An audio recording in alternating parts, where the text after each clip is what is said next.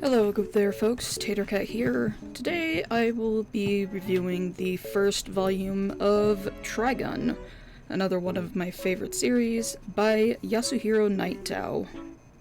The manga is legitimately quite different from the anime, at least it's got a lot of things that the anime either barely touched on or never touched on at all. One of them especially being the strangeness of the plants, like the power plants.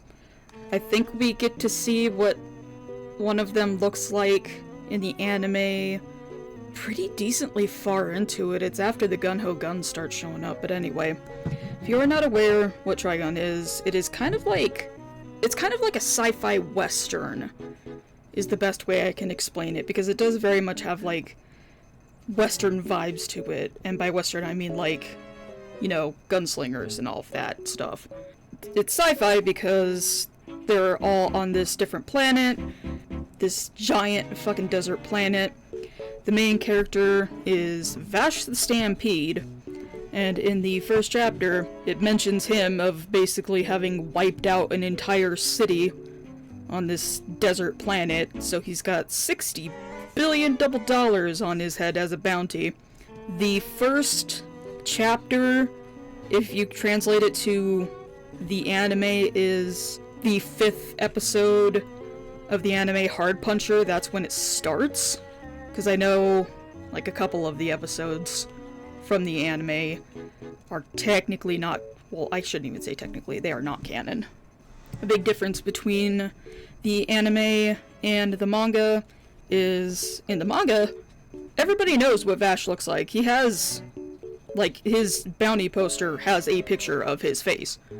So it's not this, like, mystery that the anime has it as.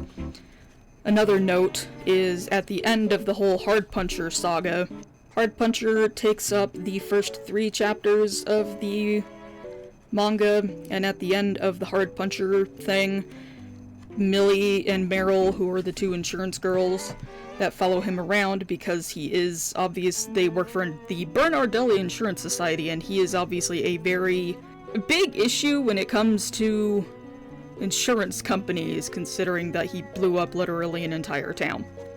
So they follow him around for disaster prevention or something. But at the end of the Hard Puncher thing, it's announced that the bounty on him is null and void. As of yesterday, the federal government has declared Vash the Stampede an officially designated localized disaster, because you can't really put him in the same category as regular humans after all. To summarize, the $60 billion bounty which started this whole ruckus was at that point in time rendered invalid. Like an earthquake or typhoon, you can't put a bounty on him. In the anime, that never happens. He still has the bounty throughout the whole time.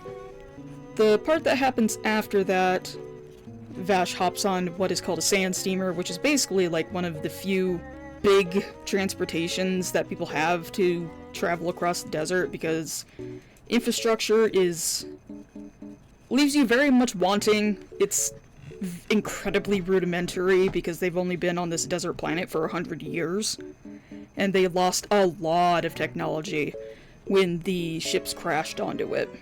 One of my favorite villains, his name is Brilliant Dynamite's Neon, comes and robs the sand steamer, because he is the leader of the Bad Lad gang.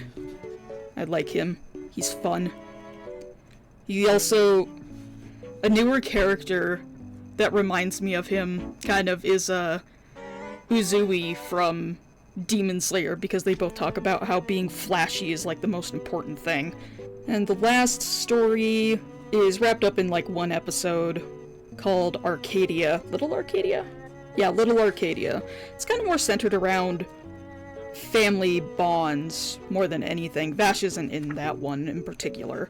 But one of the lines from that one that I really enjoy, because it's talking about like parent and child relationships. The old guy that's in it, because Meryl starts having kind of a concern about something that she was talking to Millie about. The old guy tells Meryl, all people are different, even the bonds between parents and children aren't immune to that. Instead of seeing it as a burden to overcome, look at it as a far simpler, more important thing. Choose your own path and walk it with confidence. All of life is connected. You have your own way to live, and your parents have their own way. I really like that. That's a very good line. Especially now that I'm older. When I was younger, I didn't like the Little Arcadia episode all that much, to be honest. But I think now that I'm older, I kind of appreciate its themes more because I kind of understand them better. Especially because, you know, I'm an adult. I'm a very different person compared to my parents. One of the funny things that Yasuhiro Nightow does, too, is he makes spoofs of his own covers. I'll see if I can put a picture of them, like, side by side, what the actual cover looks like versus his stupid drawing of them. It's really funny. But like I said, though, Trigun is one of my favorite series. And it's been a while since I've read the manga. I've been rereading a lot of my older series, because I can, instead of reading the newer stuff online. I think I am going to give the first volume an 8.5, because I don't...